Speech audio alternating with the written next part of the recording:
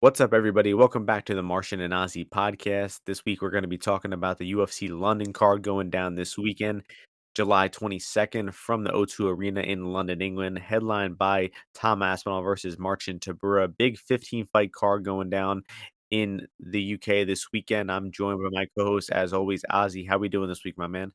Hola, fight enthusiasts around. I hope you guys are enjoying your summer. We are back here again, back in Europe, unfortunately, to please these Brits. All I hear about these Brits complaining about ticket prices, but then the place is sold out. So they say Scousers don't get knocked out. Hopefully, a few of them go down because I like to honestly root on the home crowds, but they need to get humbled every now and then. You know what I mean? And although not many high profile fights for the British contingency on this one, pretty weak offering, I think. Similar thing is happening in the Sydney card, right? As we're talking about this, they're seeing that Izzy versus Sean Strickland. So the UFC got to step their fucking game up, on these live events, especially the international ones. But we're here. A lot of fights. Let's get started. Let's get through these. Let's pick them and let's win. Yeah, definitely a weak card. The only thing you need to look at for to know that is Molly McCann is in the co-main event. I mean, what the It's fuck are we crazy. doing? What are we doing here? But yeah, I mean, some interesting spots overall. Pretty closely lined fights. No like huge favorites like there are typically on these London cards. Coming off a decent card last week, good betting card for me. About a 4 unit profit. My boy, the highlight, my boy Junyon Park, the Iron Turtle Jungyoung coming through. Park. That dude's Mm. a fucking hoss. Love that guy. Nazim getting the job done. I was so tense in that, like, when Jungyoung Park was looking to finish him in the second round, and right, so he's beating him up, and then he's like, "I'm just come on, Duraev, just survive, bro. Come on." Like, I'm just like trying to duck punches with him. I was hand fighting with him on the initial Renick, right? Because he got up out of that first how did that happen? Did they go back down? Or was it all, I don't remember. But the rear naked choke was kind of close for a few times, and then he got out, and I thought we were gonna escape. But Jung Young Park, them hips don't lie, buddy. Right, them hips don't lie. So yeah, he's great. We've always been Iron Turtle supporters, but Yeah, he fucked me on that one. you're saying that because you bet the over or something, which The over 2.5, yeah. no good. I did bet a little Jung Young Park live after round one because he lost that. But yeah, I just knew, I was like, yo, the Rive can't finish this guy. But the thing was that he got too tired with what he didn't know. He was too stupid to know that he should have been fighting that fight like he fought the Chitty fight to just win a decision because he's not gonna finish Young Park. Whatever. Yeah, Derive is past it. Pretty good reads on most of the card for me. Only bad one was Holly Holm. Only underdog of the night wins with Bueno Silva The there. Riot is not that bad. He's past his Park is prime, good, dude. but he's 34 and he's like he can't Okay, fight for dude. 15 minutes. 34 is not that fucking old to be But fighting but MMA. but you know that he can't fight for 15 minutes anymore. He's like he doesn't have I that mean, ability. Jung Young Park though. Yeah, he's Jung good. Young Park's a top. It's probably top 12 middleweight. I Low called for key. it on Twitter, but we need to see that Marc-Andre Barry rematch. Put those guys in a For cage together who? for both Marc-Andre Barreu and Jungyoung Park. Why would you want to watch that fight again? because they're both streaking. They're both good fighters. Who Uh, did Marc-Andre? No, Marc-Andre Barreu's a bum, dude. Compared to Jungyoung Park, dude, no way. he's on a streak. Jungyoung Park is way above him. So yeah, pretty forgettable card overall, as it was expected to be. Good co-main event, unexpected good performance from Basil Hafez there. Put up a valiant effort and a loss. Um, yeah, that's enough about that last card. We got 15 fights to get into. We got to get through some of these quickly, we're going to start things off with a good fight in the flyweight division. Jeffel Filho taking on Daniel-Barez. Odds for this one have Filo -120, Barez +100. Pretty good fight here. You know, Filo coming off that decent performance against Mokaev and a loss there. Barez getting signed to the UFC on short notice. Barez lost a close decision on the Contender Series and picked up some regional wins right back in here.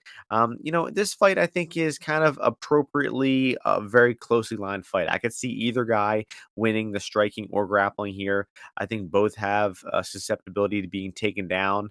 I could see either guy land on bottom for periods of time here, but I think on the feet, I would give Barez a slight advantage here. But I got to give Filo the cardio advantage in this one. So I really could see either guy winning this fight. I really wouldn't be surprised either way. It's a really good matchup. I'll slightly lean with the plus money on Barez, but it's not really enticing enough for me to, be jumping to make a bet here. But this one should be a decision, should be a close one. Who do you got here, Ozzy? Yeah, I like this fight as well. I like that. I had Perez when he fought Colas Hernandez in the Contender Series, a close fight. I thought he won, but fight went everywhere. He showed he's pretty well rounded. And I think that here, I think he's got some advantages that will do him a lot of favors here. Just his approach to the fight, the fact that Filo, like, he doesn't have too many like follow-up takedown attempts. I feel like if I remember right, like he would go for some takedowns sometimes, or if he's not the superior wrestler, sometimes he's open to go into his back. But the guy's a good grappler. I'm not, I'm not trying to discredit his grappling too much. I just feel that Perez mixes in his strikes better, and is able to find the more powerful blows that will potentially get him, a better a look on the scorecards, and getting him at kind of even money. If I look at it, I kind of think that he should be the favorite over Filo. So yeah, I'm gonna take him, and I think I'm gonna take him for a bet. If I could get a plus 105, hopefully I could find that somewhere. But even money's okay. And I do also like the fight to go over. Yeah, the GTD is plus money here, plus 105. I think that's good. I'll probably end up on that. Um, Breaking news here, Ozzy. Big card announced: Islam versus Charles Oliveira 2, Paulo Pause. Costa versus Hamzat Chimaev, and Nasruddin Imavov versus Ali Skarov. So that's something to look forward Ali to. Skarov. Ali, Yeah, the guy that was supposed to fight Costa. Costa Yeah, is fighting who? Imavov. Imavov, in Abu Dhabi. Yeah, man, that's Damn, a man. hell of a card. Costa I versus don't want. Chimaev, bro. I'm not interested in that Charles Oliveira rematch, dude, at all. Because you know what's Yeah, gonna happen here. They're gonna fight, and then if Islam wins that, he's gonna fight Volk again, and it's gonna be like this or motherfucker just. Leon. He's not fighting Leon. He's not fighting Leon.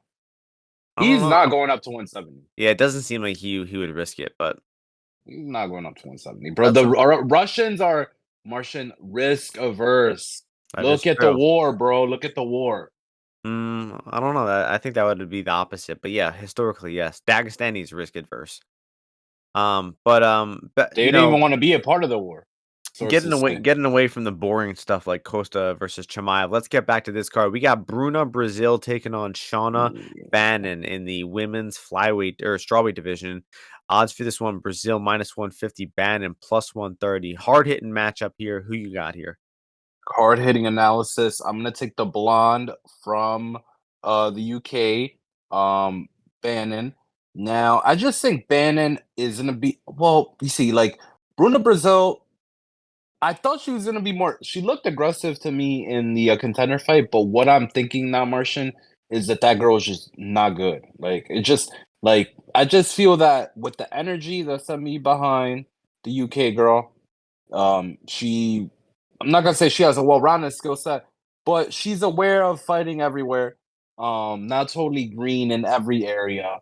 And I don't think Bruno Brazil, at the end of the day, this is the most important thing. I don't think Bruno Brazil is technically that much superior to Bannon in a way that she will reliably exploit for me not to take the hometown gal in her UFC debut. So give me Shauna Bannon, and yeah, I'll take her.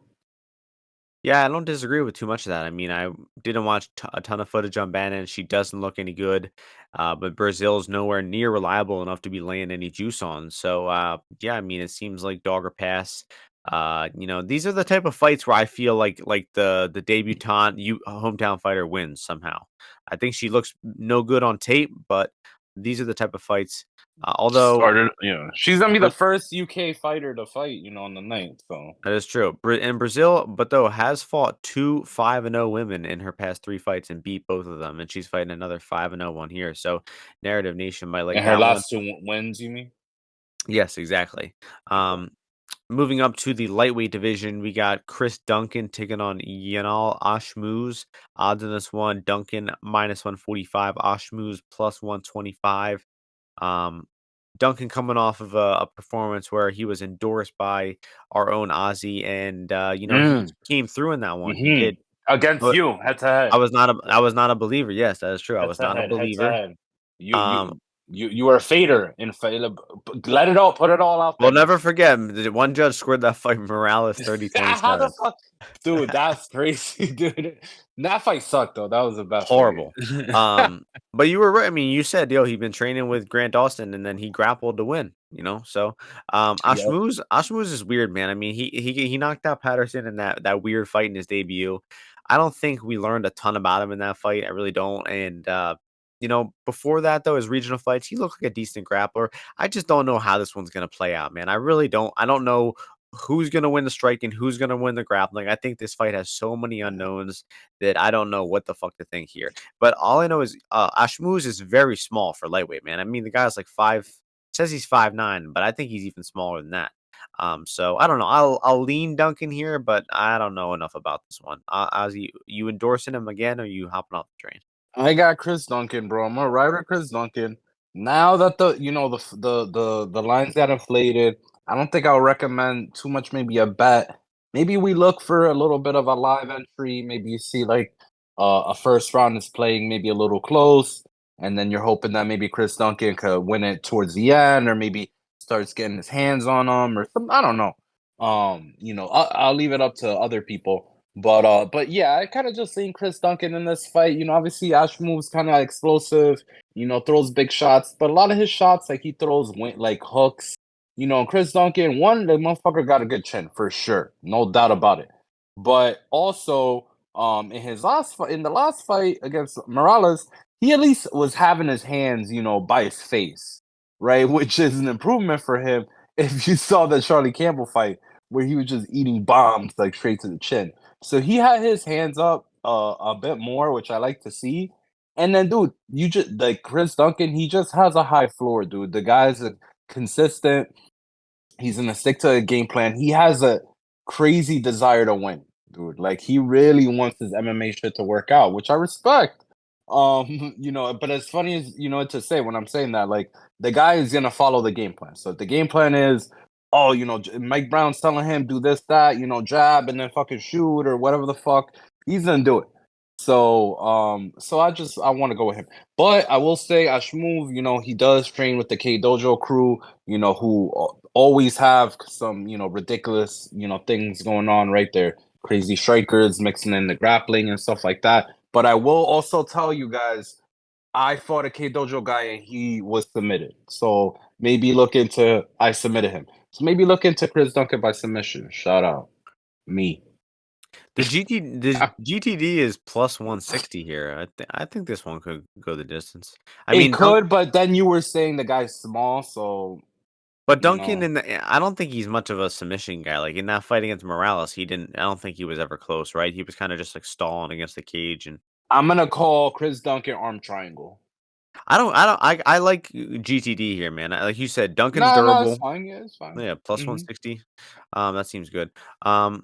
All right, and enough about that one. Next fight, women's division 135 bantamweight here. Ketlin Vieira taking on Pani-Kianzad.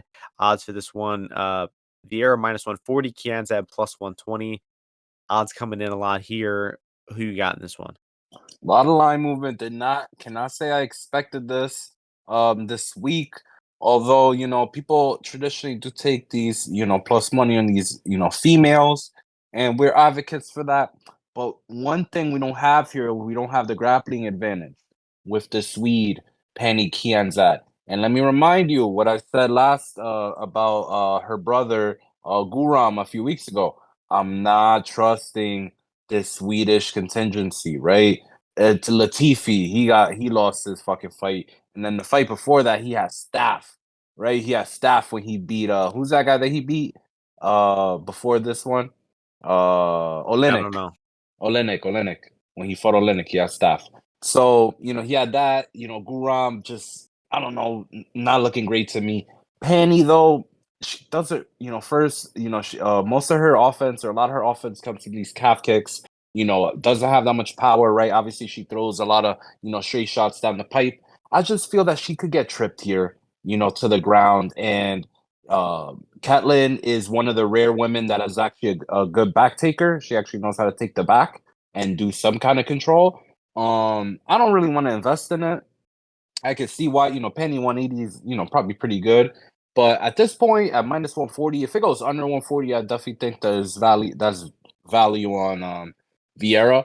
But even at minus 140, I just think that she's got power in her hands, willing to throw, 5 round experience, has takedowns, and the better jujitsu as well. And is the bigger female. It's a lot of advantages on her side, in my opinion. So I'll pick her. Yeah, current prices, I do think it's probably Vieira or pass. I bet can't Penny at plus 180, plus 170.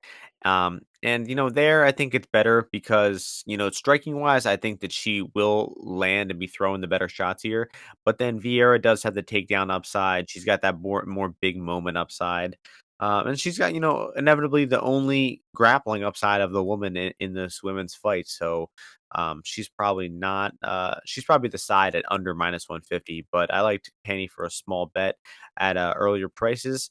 Um, Enough about that one. We got in the middleweight division next. Brian Barberena moving up to face Mahmoud Muradov. Odds for this one have Muradov as the big favorite, minus 350. Barberena plus 285. Um, Barberena doesn't really seem like he's I don't understand why he's moving up to 185 here. I really don't. The guy is not really a big welterweight. Don't think he cuts a ton of weight. He's just been getting smushed by grapplers down to 170. I don't think it's going to be any easier for him at 185. I don't think he's not very quick either. So he's not really going to be gaining much at all here. So it seems like a confusing move. Although Muradov, I don't know what to make of this guy. At one point he looked good. Has faced some stiffer competition lately and it's been losing, totally collapsed against Gerald Mearshart there, totally laid an egg in that one.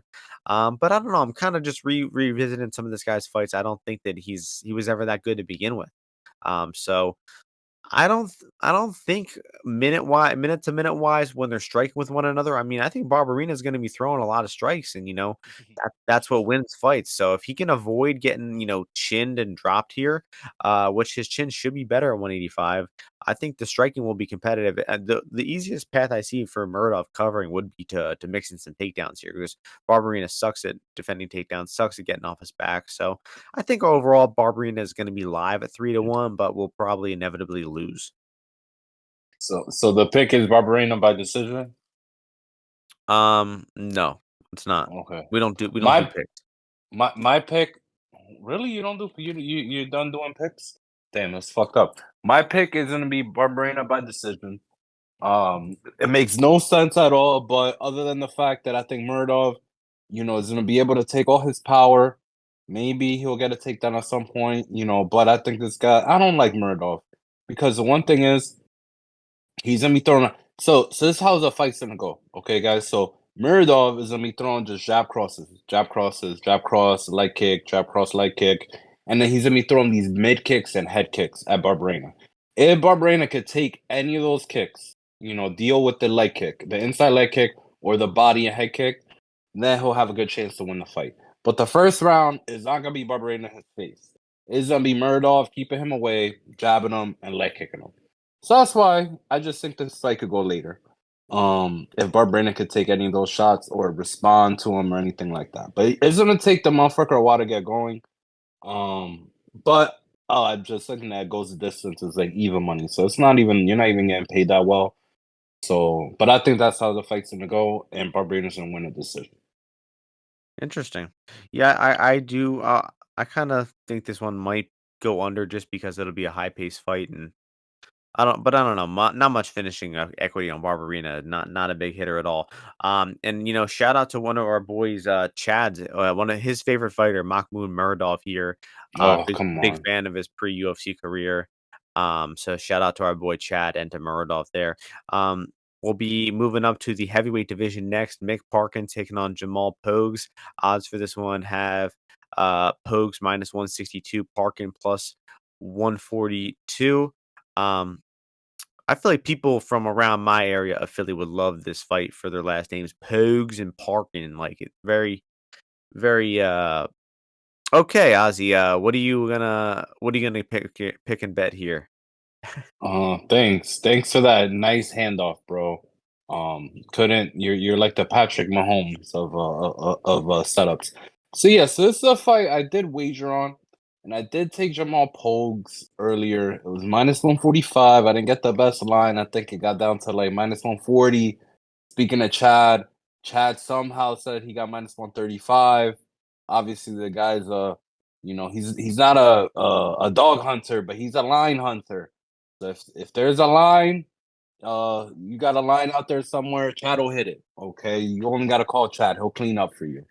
Um, but yeah, so I got Pogues, but I don't really like it, dude. This fight feels like the heavyweight version of Jack Jenkins versus Jamal Emmers, where fucking Parkin's gonna try really hard. He's gonna, he's the thing with Parkin is he's bad. He's not good. Okay, I'm gonna tell you. You know who he's similar to, Martian? He's like the bigger version of Lee Chadwick. You know Lee Chadwick, the motherfucker that's like in PFL, or he's like in Bellator, Cage Warriors. I don't know. He's in Yeah, all yeah, those UK promotions. He's like the bigger version of him. He's not a good striker. He's stiff as fuck, right? This guy's stiff as fuck, even though he's like not even that strong or like muscular, I should say. He looks super stiff. Doesn't have any rangefinders. His grappling is like not even good. Like he got taken down easily by whatever that bum ass Brazilian. But then that Brazilian completely gave up. Like as soon as this guy Mick Parkin fall back at all, this guy just folded like a cheap ass tent. And the fact is, Jamal Pogues, I don't know where he's from, but he has seen some adversity in his life. He's fought some tough opponents. He's been through like 5 different weight classes, for God's sakes. Um, and he just been through a lot of shit. He's got a great job, good 1-2 behind it, mixed in the takedowns. I liked in his last fight against Parisian, who is also a big heavyweight. Um, I do want to see the scales. I am curious. I'm not looking at Mick Parkin at what his weight came in at his last fight, but 259. 259. What was Pogues? Is Pogues a 260 boy or he's lower? I think he's only like 245. I'll pull it Oh, up. so he looks fat as fuck. 249.5. All right, so you see, that's the only one thing that I don't love is that we got a BMI disadvantage here. I remember when I told you about the last time my BMI indicator was wrong was the Boudet fight against Collier, and we won that one easy. Yep. So I kind of like Pokes here. Obviously, I bet him, but I don't feel great about it because he's an idiot. But he's way better than Mick Parkin. Like, don't get me wrong. Don't get any of this twisted. But hometown cooking, this guy sucks, dude. Mick Parkin is bad at fighting. Yeah, I mean, he's a total can crusher. I mean, he hasn't really had a difficult fight yet. A difficult opponent, honestly. And yeah, I mean, I really think this guy is kind of just like Parisian. I mean, he's basically the UK version of Parisian, and Pogues just dusted him. I mean, Ozzy spent a lot of time talking about Pogues striking. I mean, the guy's a wrestler and a lay in prayer, which is a good strategy at heavyweight. I mean, what there's another guy who does that too. Another black wrestler who just came in to the UFC recently who's been doing it. Curtis Blades. No, no, no, no. Curtis don't wrestle anymore. It's some other guy, but I'll remember. He won a few fights. Uh, Mo oh, Miller. no, no, no. I'm talking heavyweights here. Um, but whatever. Pose is gonna wrestle this guy. I think. I mean, Parkin just doesn't look like a good grappler, and I Carl think. Williams. Yeah, there you go. There it is. Boom. Great one. Thank you. Different frame on these guys for sure, but Pogues I think is just gonna wrestle him to a victory. So I think he's money line value up to like 200, honestly. So he's the side. Um, moving down to lightweight next, Mark Diakiese, Joel Alvarez. Nice European fight here. Joel Alvarez is the favorite at minus 190, Diakiese plus 165. A lot of action coming in on Alvarez. It's getting a little out of hand, I think, because Alvarez, this guy has always been kind of like a noodle who gets taken down and then he guard subs you. And then he, ran through Moises in the feet. That was the only time in his career he looked like a good striker. And I just think that, the guy has been out for a while, got murked by Sarukian in his last fight. He's had to been out for like a year and a half at least. But the guy's always been a bad wrestler. He always gets taken down, and Diakiese does go for takedowns pretty often. At one point, Diakiese had some, knockout power, but the dude looks like he's completely unconfident in his striking. He doesn't have any confidence in standing, and he's looking to wrestle. So I think the takedowns will be there for Mark to hit here. But then Joel, could guillotine him. He could armbar him. He could be slicing him up with elbows from the bottom. He's a pesky guy to deal with on bottom. I bet against Joel before with wrestlers, and will inevitably lost those because the guy is just hard to deal with. And we did see Diakiese get guillotined by Alves not that long ago. So I have a feeling that like Diakiese has a clear path to victory here in the wrestling in the top time, but is somehow gonna, find his way to lose. So I guess Alvarez will win, but laying 65% on a guy who's likely to get taken down here, I don't like it. So, what you got any thoughts here? Yeah, I don't really like this fight in terms of like capping it too much. I was looking at Joe Alvarez again a bit yesterday, and like the guy just I can see why people, were like, okay, the Casey, not the thing is the Casey on the feet, dude, he's got some power. He throws kick like he was in a kickboxing fight with fucking what's his name? Faziev. And he did mostly fine. He threw a lot of strikes. Joe Alvarez hasn't really been in a prolonged striking fight that I've seen, all that much, right? Always ends up grappling. But the thing is, like the submissions this guy is going for, like, trust me, dude, I love guard armbars.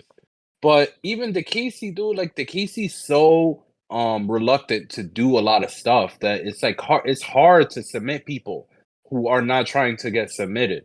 Like what's it called? Who's the guy, the last guy that he the Yakovlev motherfucker. The Yeah. motherfucker Yakovlev's got his hands on his collarbones, like can openering him like an idiot. DKC's not gonna do that. The thing is, UK British grappers, they're bad, but they know they're bad. And at least DKC, he knows that he has wrestling, but he doesn't have any, real good jujitsu. But even then, he does know like the weak side, like when, where to, which ways to spin and circle around to. And he's obviously strong as fuck. He has had a Sava is tossing him around very easily. But the biggest, weakness is probably him getting potentially caught in like a guillotine or a choke. But I think there's some advantages definitely for the KC home crowd as well. Um, I do think Alvarez is gonna win, so I'm not, really that enthusiastic. But he that's the thing. If he shows up like he did against Thiago Alves or Thiago Moises, maybe the KC folds and shit like that. But it'll probably just be a real good scrap. So I'm just hoping for a real good scrap right here. Yeah, I mean, and then the over is plus 150, and Diakiese ain't finishing, bro. I mean, he is a total lay in prayer. So like, they basically are pricing, Joel Alvarez IT or ITD at nearly minus 200. So I don't like that shit, man. I think this one over is value. Last London card, I bet a bunch of over 1.5s, and it went really poorly. But this one, I'm feeling like I might do some 2.5s and some GTDs. Um, Getting wild. Let's go. Speaking of wild, next fight, love this one. Danny Roberts versus Johnny Parsons, welterweight division. Roberts minus 118, Parsons minus 102. You got any thoughts on this one? It's a pick 'em fight. Great fight to pick a side on, as I like to say. Catchphrase, haven't used it in a while. Great fight to pick a side on. Great fight to pick a side on. The side that I prefer is I'd rather root for Johnny Parsons than Danny Roberts. Hot Chocolate, he just always finds himself in some kind of compromising situation. I'm sure in his personal life is similar, dude. But in his fights, bro, they're never clean. None of this motherfucker's fights are clean. He's always getting hit with something. He's always wobbling. He gets taken down. He takes the guy down. The guy puts him in a fucking submission. Something's always happening in his freaking fights. But obviously he's got the experience advantage. I think he's got a reach advantage here. Danny Roberts always been well rounded, right? Look at him. He's got, very evenly distributed between like wins by decision, wins, submission, KO, all this shit. But he's like a pace guy, he's kind of like steady, steady, steady. But like I said, dude, he has no control over anywhere any of his fights go. Watch any of his fights. They're just wild fights, or he's getting taken into places that he doesn't want to go, or they're fighting at a pace that he is unsustainable for him. But here he's not getting a tough fight. Honestly, Johnny Parsons, on paper, he's not getting a guy who's certified killer, a lot of big attribute advantages, never fucking fought out of the, America either. So I'm gonna pick Johnny Parsons just because I don't want to pick Danny Roberts, but I will not be investing a wager in this fight.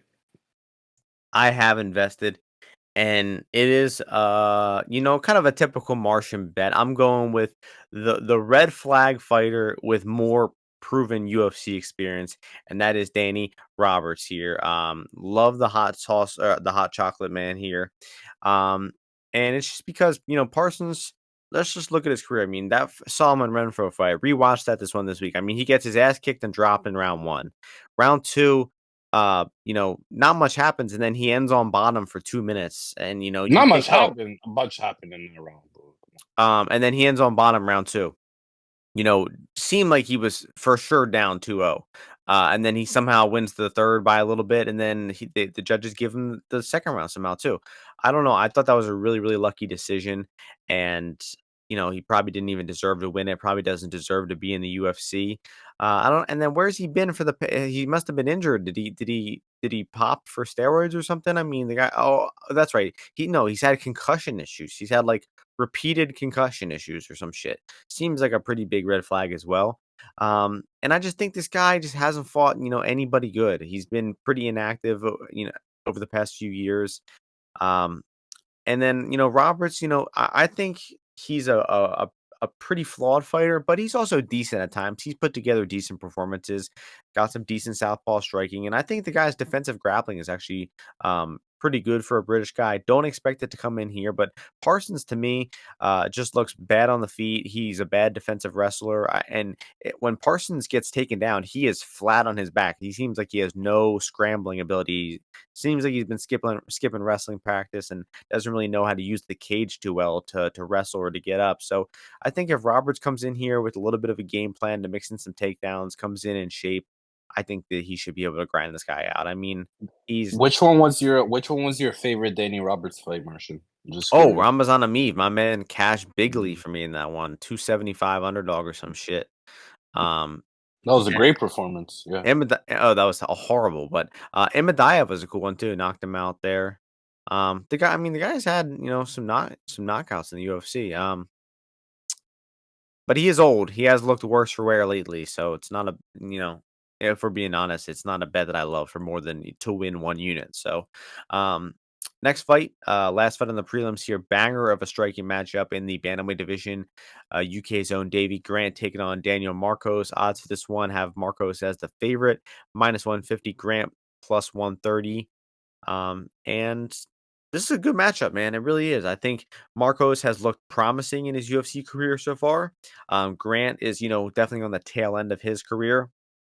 Both these guys are strikers, and they're matching them up together to see where Marcos is at. And I like the matchup. I think on the feet, it's really competitive. I mean, Marcos is I think 6 or 7 years younger, way less miles on him. Hasn't taken a loss yet. So I think he does have some intangible advantages here.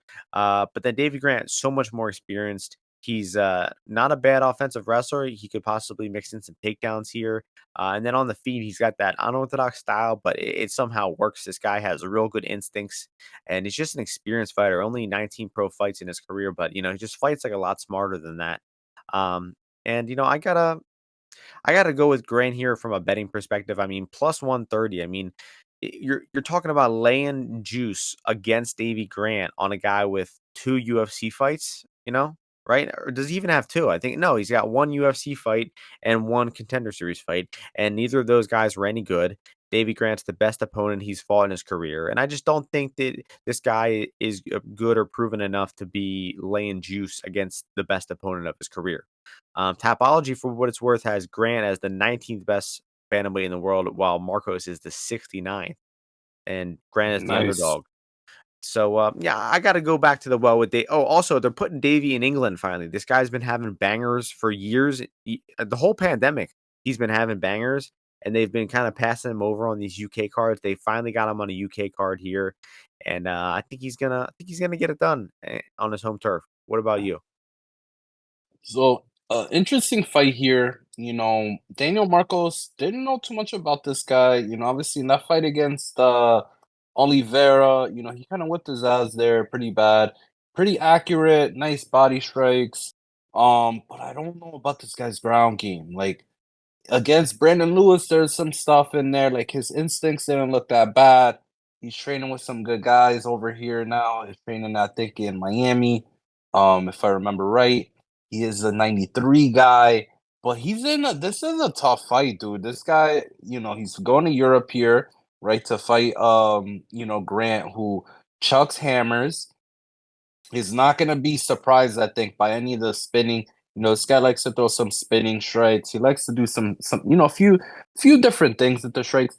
But I just feel like Davy Grant, his movement, I think, is a little unorthodox that Daniel Marcos will have never seen. I think Daniel Marcos does have some improvement that he needs to make with some of his cage stuff is okay, but I feel like Davy Grant could get in on some takedowns here against the fence. But I also feel that he could get slept easy, dude. So I'm gonna have to think about this one, about which way I want to go. If I do want to make a bet on this, do think I do want to bet on Davy Grant, but I do want Daniel Marcos to win. So it's a conundrum there, obviously, right? Some of my Latino spirit wants Daniel Marcos to win, but the plus money on Davy Grant's hard to pass up. So TBD. I will circle back. I will pick Davy Grant to win this fight. I think grappling has to be an advantage for him, I would think. But he's a little slow, so sometimes athleticism does carry in these wrestling exchanges at these lower weight classes. So we'll see what happens here. Could be a scrap. Yeah, it could be just a live bet spot too, because Grant always kind of starts a little slow. Even in like Don't. Oh, the Martin Day fight, the Jonathan Martinez fight, the fights he came back to knock those guys out. He lost early there. He might have lost like round 1 in like 5 out of 6 or of his last fights or something like that. I'll look into that a little later. ask ChatGPT. It doesn't have the capabilities of that. You have to be a real experienced MMA mind like myself to figure something like that out. Main card time, 6-fight main card starting at 3 p.m. Eastern time. I'm actually not going to be able to watch this. I have a wedding to go to, a cousin's wedding, so I'm going to be missing fights for the first time in a while. You're not Um, gonna watch it on your phone while you're there. After the ceremony, I'll pull up the Andre Feely fight for sure. But nah, it's gonna be tough, man. Um, Maybe you find a nice chica there, Martian. we're in the featherweight division. Dance the night away. Summer fling. Right in your wheelhouse, right here. It's right here for um, you. featherweight division, Ozzy. We have business to discuss, man. Come on. Leron Murphy taking on Josh Culibao, and the odds for this one have Murphy minus 130, Culibao plus 110. Um, interesting fight here. I believe it is your turn to start this one off. Is it really? All right, so we got this fight here, featherweight division. Two longer guys, in terms of striking. Obviously, Leron Murphy's kind of southpaw striker. Just I don't like the guy. I don't not that I don't like Yep. the guy. I just So, don't think that some of the stuff that he does warrants him being, a significant favor very often. I saw him, with this little, I don't know. Josh Culibao is a guy I've underrated a bit, but the guy's in for, down to scrap, is able to fight in all 3 realms of the fight, has good cardio, has fought, internationally as well as I get. I don't know. I don't know if he's a Kiwi or an Aussie. Who the fuck cares? But he's one of them. I And think Ozzy. sorry, yeah, sorry guys. Sometimes I just get frustrated when I forget. I'm frustrated at myself. And but yeah, so the ground game, I think he's got a better ground game. I think that he focuses on his advantages more than Leon Murphy does. Leon Murphy, I think, is I have to rely on some of his kicks working out well. But I just think that he's just a little weak. I feel like, people think that the guy's a stud, like a good grappler and stuff like that, good defensively, but he's really not. And I don't even think he's really that all that explosive, like with his power. I just like Josh Culibao overall. I know that some people like Leroy Murphy here. They think they're getting a deal at this favorite price. I'm not so certain. So this is similar to the Davy Grant fight. I'm gonna circle back on. I'm gonna dig in a little deeper. I think both those fights are intriguing, but this fight in particular intriguing because both guys have fought some good competition. But I do think Josh Culibao is actually the more diverse fighter here, which some people would think that it would be Leroy Murphy. I feel, but I like Josh Culibao in this fight. Yeah, I'm not so sure. I would say I like him in this one because I'm not sure if I'm going to bet him, but I don't like Leroy Murphy. I agree with a lot of the points you were saying about Murphy. He's just a kind of a low upside fighter. I mean, he's had a few close decisions. I mean, he finished Ramos, right? But then, oh yeah, I mean, he was losing to Makwan and then catches him with a knee. Ramos, he nuked him in that fight, but the Andrade fight was close. The Santos fight was a bad decision. He clearly lost that fight rounds 1 and 2. Got gifted with the decision there, and that's something you have to consider, though. I mean, if he clearly lost that rounds 1 and 2 to Santos, and he won that decision in the UK, he's clearly getting some favoritism from these judges, which could play in a factor here because this fight probably will hit the scorecards, and I think it's going to be close. So I definitely don't love that for betting against Murphy here. But I mean, people are kind of thinking that Murphy's just going to win the striking easy, man. I don't see it, man. I think Culibao is going to be right in there on the feet. I'm pretty sure Culibao is fairly experienced against southpaws as well. Yeah, he did pretty good against Charles Jourdain, who's a southpaw. He dropped Sung Woo Choi a few times, who's orthodox, but he's just a big, long guy who's kind of a similar longer Hmm. frame at featherweight. Obviously overcame Melsick after a rough round one there. And I gotta think that, if anyone's hitting takedowns here, it will be cool about. He hasn't hit a lot in his career, but I think Murphy is a bad grappler, and I just don't like anything about Murphy. I'm on the same page as Ozzy here, so I think it's cool about or pass. Not in love with his money line, but maybe cool about by decision. I think that's like 3 to 1 or a little better. I think that's a pretty good way to play the fight. Let's see. Yeah, I mean 3 to 1 on that. I mean the fight is pretty likely to hit the cards, -175. There's honestly probably value on that. I think it probably goes the distance pretty often in this one, and I just don't understand why, he would be 3 to 1 to win on the cards. Uh, so next fight is also in the lightweight division. We got an interesting one here. One of Ozzy's favorites, Jai Herbert, taking on Fares-Ziam. Ziam -156, Herbert +136. I think both these guys are improving. Watching some of the recent fights, Ziam's still very young. I think he's only like 25. He's definitely still improving. And I thought we saw some, pretty clear improvements from Herbert in that last fight against Klein as well. I think that he's getting better on the feet and on the ground, mostly on the ground. The guy has been a pretty bad grappler throughout most of his career. And I think I saw improvements in terms of his get-ups, his ability to, he was throwing elbows off the back, really disturbing Klein there, got up from some takedowns, even hit his own takedown in the 3rd round. They came up big for him there. But I do think Ziam is still going to hit takedowns here. Ziam, real good performance against Figlak. I was dead wrong about that one there. I think I picked and bet Figlak there. And Ziam, I mean, dominated him. I mean, beat that man's ass. I mean, take him down, ground and pound him. But I was watching that fight, and I noticed that Ziam, he's not comfortable at range. I think this guy came from a kickboxing background, and uh, he's real long. And I think maybe getting when Vendermini fucked him up in round 3 there, I think maybe that put a little bit of fear into him. And I think he kind of prefers to grapple now. Uh, but the guy did get submitted by Terrence McKinney, who we now know is a certified bum, who we've been known was a bum. I've said it, I think 3 weeks in a row in the podcast. Um, and our boy Nazim came up big, New York's own, dominating him in that fight. And just, bro, look at that fight. When he took Nazim's back, Nazim wasn't even worried about the choke. He literally McKinney never got close to the choke in that fight. What does this have to do with Jai Herbert? And McKinney easily rear naked choke Ziam in that fight, man. That's just a real bad look for Ziam, man. I mean, that loss has aged horribly. And I think, at this current prices, after all this steam on Ziam, I think it's Herbert or pass here. I think, Herbert is going to be the better striker of the two. The only way I see Ziam winning and covering is hitting a lot of takedowns here. But, Jai throwing strikes off his back, working back up to the feet, having a late moment in the round in front of those hometown judges. I think he could hustle his way to a win here. So this one seems very, very likely to hit the scorecards again here. Only minus 135 on the GTD here, man. I'm betting that shit. I'm going to bet that shit right now. Minus 135 on GTD. Who the fuck is finishing in this fight?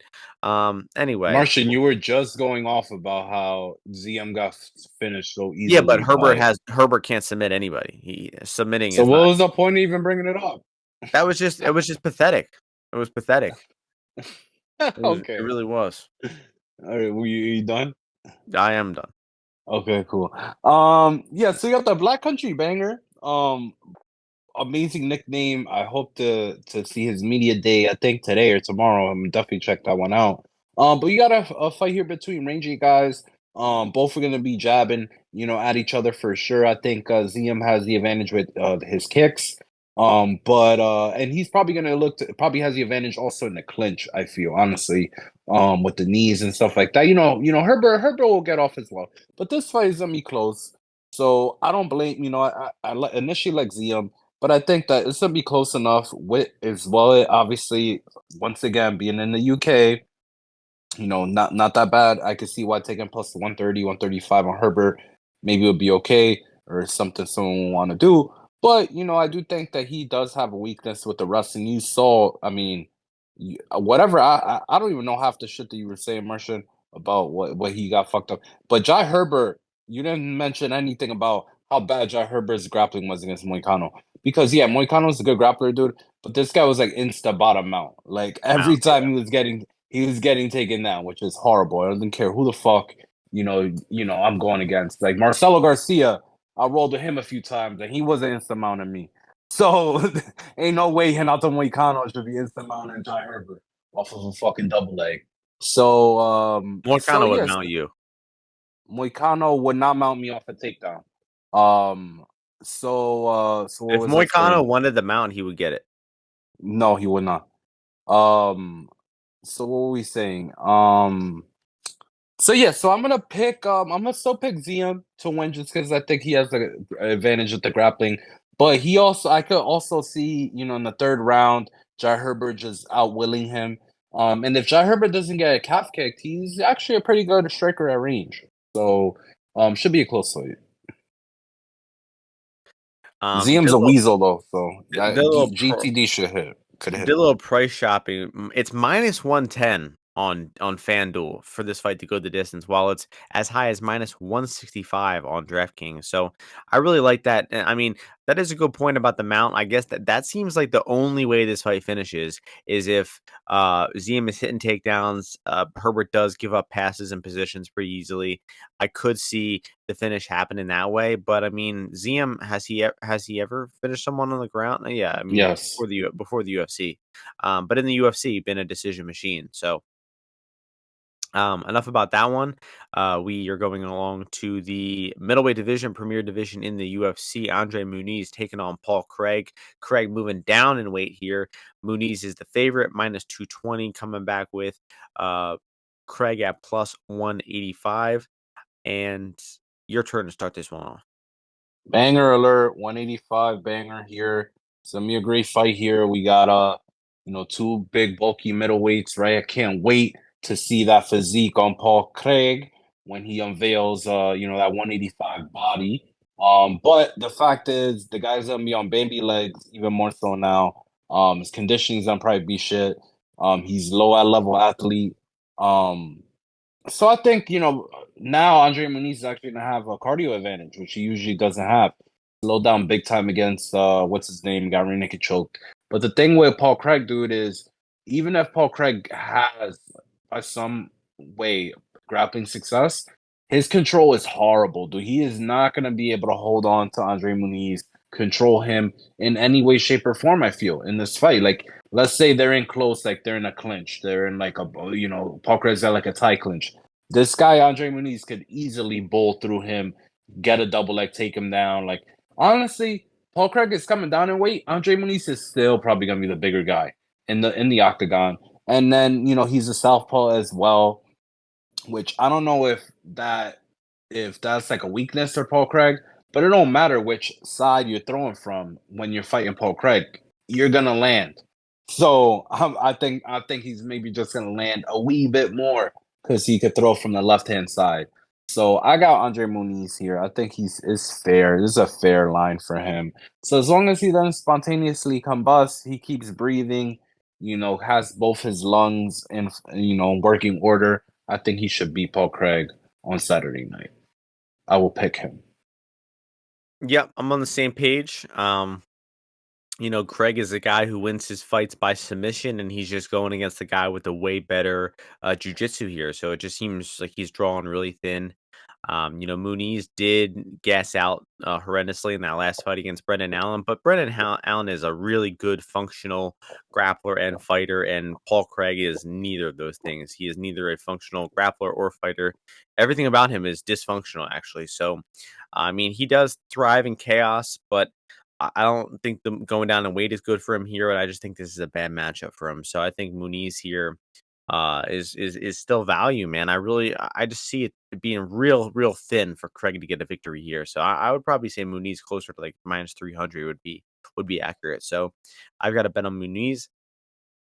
Next fight, best fight on the card. I honestly think this is one of the best fights all year. Some people might think that's crazy, but just the way these guys match up, this is going to be a great fight. In the featherweight division, Nathaniel Wood taking on Andre Touchy-Feely. Odds for this one have Nathaniel Wood minus 192, Andre Feely plus 167. Great matchup here. Both these guys are just really well rounded. Good strikers, good grapplers. Both have good cardio. And I just think this is going to be, a great matchup here. I think either guy could have success striking or grappling. I got to lean a little bit more with the striking with Andre Feely. He's, taller, longer here, knows how to use his reach really well with those straight punches, with those head kicks. Also has a great double leg takedown coming off of a hard fought victory over Bill Algeo in a fight that he definitely won there. Nathaniel Wood coming off of a dominant victory over Charles Jourdain. So, both guys are coming off good wins. Both guys are well-rounded fighters. And I think that I got to go with my boy Andre Feely here, man. I give him a striking advantage. I think Wood might have a little bit better pocket boxing of the two, but he's a good calf kicker as well, Wood. But I just think Andre will be the better striker here. And I think either guy could land takedowns here, but I just trust Andre to scramble up a little bit more if he does end up on his back. And I think Feely being the more natural featherweight could play a factor too. If he gets on top, he might be able to keep that top position, maybe get a back take like he did in his last fight. So it's a competitive fight. I think Wood being a slight favorite with the hometown judges would be right. Maybe minus 130 to 150 for Wood would be accurate. But where it's at now, value all over Andre Feely. I like him in this fight, and I think he'll win it by decision. Yeah, fair fight here in the featherweight division. You know, Nathaniel Wood's obviously a former 135, where he's very quick, very fast, diverse with his strikes. Throws a good jab. I like it. I love his striking on the feet. This guy's not quite a lifelong UFC guy or MMA guy, but I think, from when he's maybe like 14, 15. So, a lot of experience. 93 guy, definitely his year. Definitely setting this guy up for a 145 run. And I do think that this guy's got the talent. He's not ranked, right? Who are either of these guys ranked? Is Andre No, Feely ranked? they're right outside the top 15. Neither. All right, neither is ranked. Winner probably gets ranked here. I think it's gonna end up being Nathaniel Wood. I do see why there could be some value on Andre. Andre's got good cardio. In a third round, he's smart too. Like, I forget who it was. He will oftentimes go for takedowns at like end the rounds and shit like that, and he'll get them. Because like I said, he's got good cardio. He's got some like explosive double leg takedown stuff like that. Against Bill, he secured that win with going to the back, even though he technically lost because Bill caved his head in from being in the rear naked choke, which he definitely won for that. But yeah, that was a good fight for him. It showed his fight IQ. He showed like his killer instinct against Daniel Pineda. He's a good fighter. I just think that Daniel was gonna end up winning. But I would not lay the juice here. Like I said, that Fili could bonk him with a head kick. I mean, the thing is, I think that Fili doesn't throw enough, and when he does throw, it's like sometimes you could bait him into throwing a few strikes that he doesn't normally throw or is not apt to throw, and then Nathaniel Wood hits him with 2 or 3 shots um, for his troubles. So I like Nathaniel Wood. I like him by decision here. But I do think he will win this fight. Interesting. Going head to head again. What is Wood decision like? Plus 100, plus 120. Oh, I said the forbidden word, plus 100. Even money, sorry. Plus 125. Yeah, I mean, that's a good way to play him. I really don't think he's finishing Andre Fili. I think this one is it's going to be a high-paced fight. I could see some people getting baited on the unders here, but this one will go the distance. So, I advise to invest carefully. Next fight is the co-main event, guys. UFC London co-main event in the women's flyweight division. Molly McCann taking on Yulia Stoliarenko. Odds for this one have McCann minus 190, Stoliarenko plus 165. I wonder if Dave Portnoy will be an audience for this one, or maybe he sold his McCann stocks after that last loss. But give us your thoughts on this co-main event. Fuck, I gotta go again, dude. Um, Oh, I started the last one. Damn, dude. Um, yeah, I mean, people bet Stoliarenko. Stoliarenko has been good to me. She got that armbar against Jessica Rose Clark. She could definitely armbar Molly McCann. Molly McCann almost got armbarred a different time that we were on the winning side with my girl Laura Procopio. Um, but I just think Julia Stoliarenko. I mean, at 125, she's gonna be depleted. Molly McCann's gonna be able to put a pace on her, beat her up. But Molly McCann's stupid, dude. So, like, can I see her clubbing the opposite of a clubbing? What's a clubbing sub? Like when you club the person, but then you get subbed. You know what I mean? Like you club them, you drop them, and then How you about a fucking club and flub? some shit like that. But it's like that tweet that like Mike's MMA picks would be like, name one time, whatever the fuck, and they had a point of her and they ripped they ripped defeat from the jaws of victory or some bullshit like Yeah, that. I don't see that guy's tweets on my timeline. Luckily, You're soft, dude. That's the problem with men these days. You can't see Mike because he's a strong male figure. You get intimidated by him, so you block him out. That's smart by you, Martian. But what about starts round 3 in this fight? Starts round 3. Molly McCann, she's spinning elbows, bitches late. She's got to take her time to get her reads. Um, Maybe that, but I don't know. I honestly think she's gonna put a beating on Stoliarenko. this fight's hilarious. I mean, it's really tough to analyze this one until she makes the weight. I mean, the last time Stoliarenko tried to make 125, she completely collapsed and like smashed her head on the backdrop of the UFC weigh-in thing. That was scary. And Why then are you laughing about it then? I mean, it was funny, but it was also scary. So Winslet, she's weighed 135, hasn't fought at 125 since when? I mean, it's been forever. I'm going back fight and fight and fight. They're all bantamweight. Has she ever fought at 125? I don't know, bro. I think she's never fought at 125, and she's had bad weight cuts there before, and she's going back to the well here. I mean, I think this is dangerous, honestly. So if she makes the weight and the fight is on, I probably think McCann will win the fight, honestly. But it's tough What? to What do you Molly say? McCann if she makes the weight and the fight happens, I still think McCann will win. But I mean Oh, hot take, hot take. but I mean, Stoliarenko is a decent wrestler, and she does pass. She does get to top position. She can armbar women from top. She doesn't really have like a safe top position. You saw that in the Chelsea Chandler fight. She got instant mount there, got too high, lost it. She's done that throughout her entire career. So, I mean, she'll probably have an opportunity for like a round one sub here, round two sub. I wonder what those odds will be. Let's check that out on FanDuel. They already have odds Round up. three sub, bro. Round three No, sub. she's in a cardio. She's gonna be passing out by then. Plus 850 on round one sub. Maybe just do sub straight up. What is that? Stoliarenko sub 380. I don't know. I mean, I think it does have the ability to take McCann down. Is a terrible wrestler, terrible defensive grappler. What's Um, sub 3? I think 13. No, more than that. 21-1. It's not good Um, enough. It's not. How about McCann sub 2, McCann sub 3? I like that. That's 44-1 and 50-1 on McCann sub. What's McCann's sub, bro? Just straight up. Yeah. 20? 1400. 15? Oh, 1400. yeah, That 14. seems good, bro. I mean, for like if she's quitting in there, with from the Yeah, weight cut and everything. McCann would be the one to be like trying to go for like an Americana and shit too. Fucking like if she got on top of her, she's like on top mount or some shit. Go for like an Americana. Molly McCann's wins in the UFC, bro, are honestly not bad. Skilla Cachoeira, Ariane Molly Lipsey, McCann's a fucking stud, dude. Diana You saw what she Belbita. did to fucking Goldie, dude. Yeah. No, like she actually she pretty consistently beats like the mid-tier women in the UFC. You know what? No, fuck it. No, Julia is a dead woman here, I especially in fucking London. told you.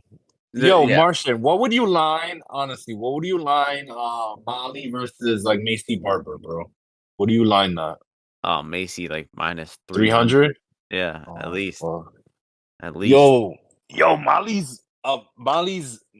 Molly could get a title fight. Molly's one win away after I this thought you were gonna fight from say a she title could fight. get it, period. I was like, I don't think she swings that way. Um, She does it? She's lesbian? yes. Oh shit.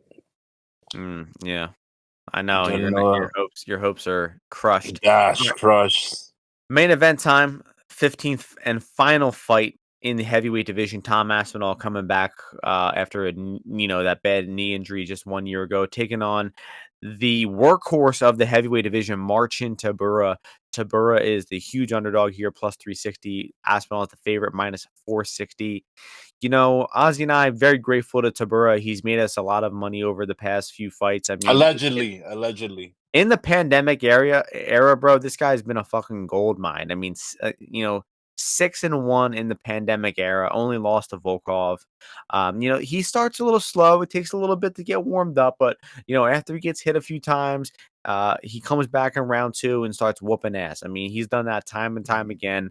And he's gonna have to do that again here because Tom Aspinall is gonna be, light years quicker than him here early on. But it is to Aspinall's first 5-round fight. Tybura has gone 5 rounds before. He's pretty comfortable in 3-round decisions. We really haven't ever seen Aspinall past round 2 in the UFC, right? Yeah, he submitted Arlovsky 6 minutes in, but never been past round 2 in his entire career. So never even saw a round 3. So first time ever he's going to be scheduled for 5 rounds. There is a slight possibility here that if he doesn't get Tybura out of there early, he could, have a cardio collapse here. And but Tybura is gonna have to go through hell to get there, unless he somehow just takes him down right off the bat. But I don't see that happening. So if you have any faith in Tybura here, I would say wait off on a money line bet. Look to live bet him here. And then if you like Tybura at all, the stabs before the fight got to be 3, 4, 5. I've never seen round props this high on FanDuel. But they have round 5, for instance, 65-1 on Martian Tybura. That seems like a fucking winner to me. So I bet Tybura 3, 4, 5 at 31, 44, and 65-1. Just for really, really small bets there. Because of the cardio possibility, Aspinall coming off the knee. I mean, apparently he fucked his meniscus, his MCL, his ACL. I mean, he completely tore his knee up just 12 months ago. So, and the rehab's got to take That six was a nine fake? months. That was a No, no, fake? That was not a script, I heard. Um, but, yeah, man, I mean, it's very, very likely gonna be an Aspinall round 1 or 2 finish here, but let's hope that, Tybura can withstand a beating. Aspinall gasses out, Tybura finishes him late. That would be a I fucking think hilarious I timeline. think that could very well happen, Martian. And the reason I think that could very well happen is like we said, so the motherfucker is coming off the ACL surgery, right? 12 months. He didn't have the ACL surgery though until a while in. You know, they usually be like, oh, you got a fucking your knees too swollen and shit. We need it to go down. Some bullshit. I don't know what it is. But like they say, like they'll diagnose you with the torn ACL, right, Martian? But then they'll be like, oh, they'll do the initial imaging and it'll come out. They're like, yeah, it's torn. But we need the ACL, the swelling to go down so we get another thing. So then we can like for sure know what kind of surgery we're doing. It's complicated. I learned about this. But you know what I do like? Over 1.5, Martian. And you know why? Because like you said, Tybor is a tough motherfucker. He's a little weasel. He knows the spots to rest. He knows how to tie a motherfucker up. And nobody wants to take the over, bro. Everybody wants to be on this under. I guarantee you. Doesn't mean nobody on this under, dude. Or on this over. But it's gonna hit. Tom Aspinall is gonna be like, I bet you the sentiment in the Tom Aspinall's camp, you know what it is, Martian? Is we're back better than ever, Tommy. And we're gonna show him you got gas. You got gas for days. Yeah, And you could keep on trucking and you're gonna get that main event experience. And then in the third round, you're gonna finish him and gonna blow the roof off the place. That's how the they're fucking gaff. talking. They're not talking about Tommy run out there, fucking knock his ass out right away. I guarantee you, bro, that's not the game plan right now. That is a good angle. It's a good It's angle. I like that. it's not the game plan, bro. The game plan is not go out there and throw a leg kick. How the fuck right? That's how he fucked up his shit, right? He threw a leg kick and then his other leg. Which one was it? It was his support leg? Yeah, I don't yeah. remember. It was some shit like that. Some But fuckery. Maybe it was some fake. some fuckery. But yeah, I just don't think that's the game plan. I don't think the game plan is just throw some blistering shots and try to knock this guy out right away. So I got the over 1.5. Yeah, I mean, that's a good way to play it. I mean, I'm always banging this drum of first main event. Well, it's not his first main event technically. But the last one ended so quickly. Um, The this last one was like this price, wasn't it? what do you what the like the price of the over I under? think the over was like 170. I doubt it in that one because Blades is a little bit more. We'll check it out. Let's see. I mean, in the meantime, while I'm checking this out, make sure you have your FMK bets ready. But I mean, the prices on this fight going long. I mean, round 2 is even money. Round 3 is plus 270. 4 is plus 410. GTD is plus 720. So I mean, yeah, I mean, like you said, I mean, Aspinall or Tybura is historically really tough. You got to think that he's probably looking to conserve a little gas here over the full 5. Um, I don't know if this fight odds website it works for finding old odds. We really need to get Bet Online back on best fight odds because this fight odds site is not cutting it. I can't it's not coming up. Oh, here we go. All right, let's see. Over 1.5. No, it looks like it was minus 190 over 1.5 in that fight. Even better. Yeah, so that proves that this is value. Um, Exactly. because we know Curtis Blades fucking sucks dick at fighting, and Marcin Tybura is a great fighter, great man. There you Um, go, Martian. That's what you want your digital footprint to say. Fuck Curtis Blades. Bull sucks. All right, Um, bro. All right, all right, bro. I got my 3 bets for you ready. You want me to give you my 3 first, and then you have Yes, the chance? I love that. I love that, Okay. Martian. Go ahead. You're gonna love these. You're gonna love these. Okay. Okay. We got number 1, Jai Herbert money line plus 136. The Nice. Birmingham banger. Whatever his name. Black country. There we go. Then we got Davy Grant money line plus 135. Oof. Lastly, we have the inside the distance in the Barberena and Muradov fight at minus 130. Hold on. The what in the Muradov fight? The fight to end inside the distance. The fight to end inside the at minus 130. Yes. Okay, so I'm gonna take I'm gonna fuck I'm gonna marry Jai Herbert. I'm gonna marry Jai Herbert. No, I'm gonna fuck Jai Herbert. Mm, I'm gonna fuck Jai Herbert because Black Country Banger gotta, have to gotta be fuck him. around him. Gotta fuck him. Gotta hit while I'm out there in England. Gotta get a little piece of that. Then I'm gonna marry my boy Davy Grant. Reliable, even though he's going against my Peruvian brother, he's just reliable. Comes with power, good cardio. So I'm gonna go with him, and then I'm gonna kill that inside the distance because I don't think I talked to Chad, and I don't think he told me he's never, other than the Gerald Mercer fight. He said he's never seen Mahmoud finished. That's what Oh, he I told me. see. Yeah. That's what he told me. He He's said he's never seen I thought Chad has seen Muradov finish a lot. Chad told me he's never the guy that Murdoch has never finished. That Oh, has never. he's been finished on, but he hasn't finished himself? I don't know. I don't know. You see, you're adding in a few extra details. But look, so now I'm gonna give you yours. You you piece of shit. So look, so let's go. You're gonna have Mark Diakiese plus 165. Um, we're gonna have the goes the distance in the Jai Herbert fight, and then let's go the Andre Muniz money line minus 210. Mm, okay, that's good. I like these. Um, okay. I think I got it right away. Um, Imma be Marion Muniz. Gotta gotta marry Muniz because he's the most reliable. I still think there's value even at minus 220. I like that. Marry Muniz. I bet him myself. I'm fucking the GTD in the Jai fight. I already bet that while on the podcast here. Minus 110 on FanDuel. Love that bet. And I gotta kill Martia Casey. I don't think he's a horrible bet at 165, but I just don't have any. I have clearly the least interest out of the three in him, so I gotta kill Diakiese on that one. But Gotta kill the black brother. How did I see that coming? I saw that coming mile we away. no comment. All right. Well, that'll do it. 15 fights. Think we made it through in, just over an hour. So, um, pretty decent card. I think it's definitely worse than some of the recent London cards, but at least there's no like. Usually there's like several big, 600 favorites.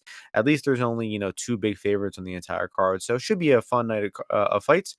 Um, Thank you all for listening. Hope you all enjoyed the fights this weekend. Win some bets. We'll see you all before the next UFC event next week. UFC 291, Gaethje versus Poirier. Can't wait for that pay-per-view. We'll see you all then. Peace out.